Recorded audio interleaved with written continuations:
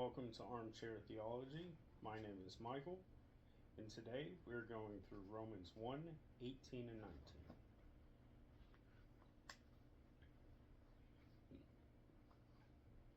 For the wrath of God is revealed from heaven against all ungodliness and unrighteousness of men, who suppress the truth in unrighteousness, because that which is known about God is evident within them, for God made it evident to them.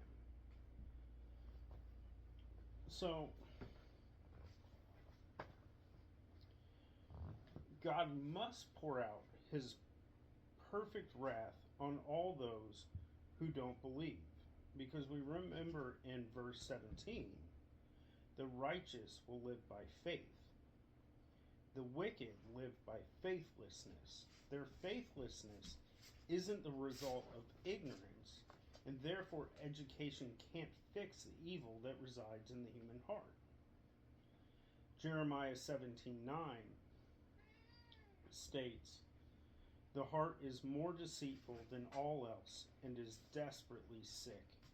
Who can know it?" And then Jeremiah 17:10, "I, Yahweh, search the heart. I test the innermost being, even to give to each man according to his ways, according to the fruits of his deeds." See that wrath is the proper payment for the ungodliness and unrighteousness, because they know what is true and suppress the truth because they love wickedness.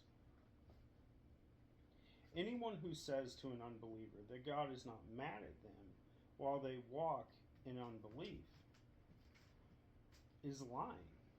For God said in Psalm 5:4-6, "For you are not a God who delights in wickedness. Evil does not sojourn with you. The boastful shall not stand before your eyes. You hate all workers of iniquity. You destroy those who speak falsehood. Yahweh abhors the man of deceit and bloodshed." And again, Jesus said in Proverbs 16:4, "Yahweh made everything for its own purpose, even the wicked for the day of evil. Everyone who is proud in heart is an abomination unto Yahweh. Assuredly, he will not be unpunished."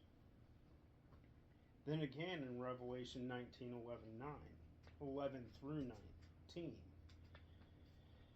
"Then I saw the heavens opened, and behold, a white horse, and he who sits on it is called Faithful and True, and in righteousness he judges and wages war. His eyes are a flame of fire, and on his head are many diadems, having a name written on him which no one knows except himself, and being clothed in a garment dipped in blood. His name is also called the Word of God. And the armies which are in heaven, clothed in fine linen and white and clean, were following him on white horses, and from his mouth comes a sharp sword, so that with it he may strike down the nations, and he will rule them with a rod of iron, and he treads a winepress of the wrath of the rage of God, the Almighty. And he has on his garment and on his thigh a name written, King of Kings and Lord of Lords." When it is said that the wrath of God is poured out on all ungodliness, that is sinning directly against God, and unrighteousness, that is sinning against one another, this is foreshadowing of what is going to be addressed ahead. This is written in order that Yahweh God wrote down the law in the same order that Yahweh God wrote down the law with his own finger.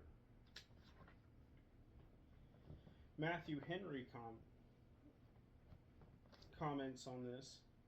"We must see the coming of the righteousness of God coming and satisfied as outlined in verse 16 and 17. Then the wrath of God is revealed, the light of nature and the law reveal the depravity of man.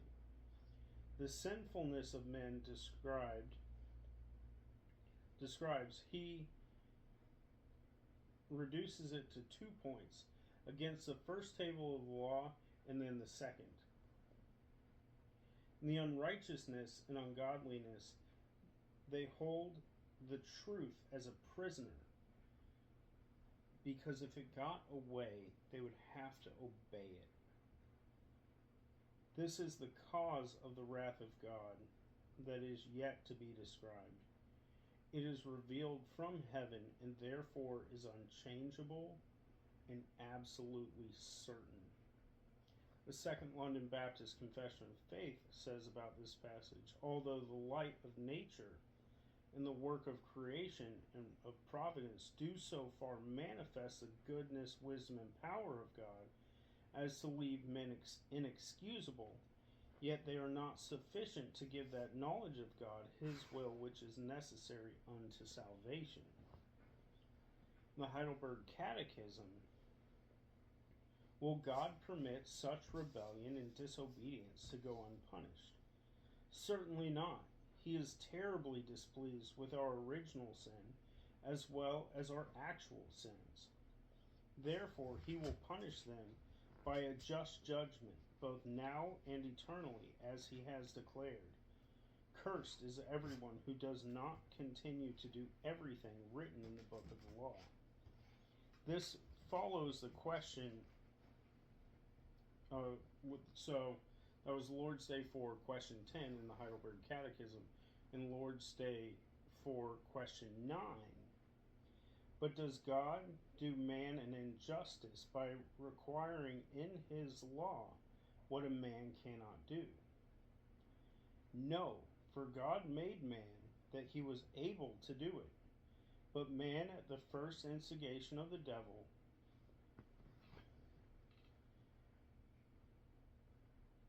deliberately disobeyed and robbed himself and all his descendants of these gifts. So we see that though we're born in sin, born blind, born dead, the sin that we do commit is by our will. We do it on purpose, knowing that it's sin. And we do it out of unbelief, because we refuse to believe that God is who he says he is, that his word is righteous, that his standards are just. And we see this all throughout our world. I mean, look at pride marches. Pride in and of itself is a sin. It's an abomination unto God. Pride, just thinking too much of yourself, not giving God the glory that he deserves. And so, we need to think rightly, and we cannot be ashamed of the gospel. Because right before this,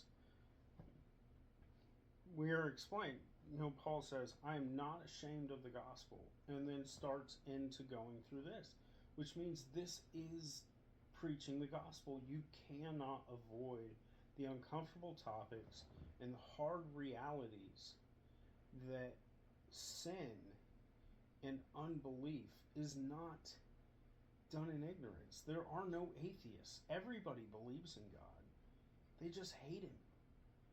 And then we need to love our neighbor and pray for them and share the truth with them and pray that the Holy Spirit would regenerate them and give them new life. Well, we will continue going on through Romans 1, the whole book.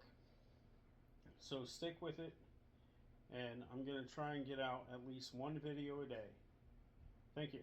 All right, bye.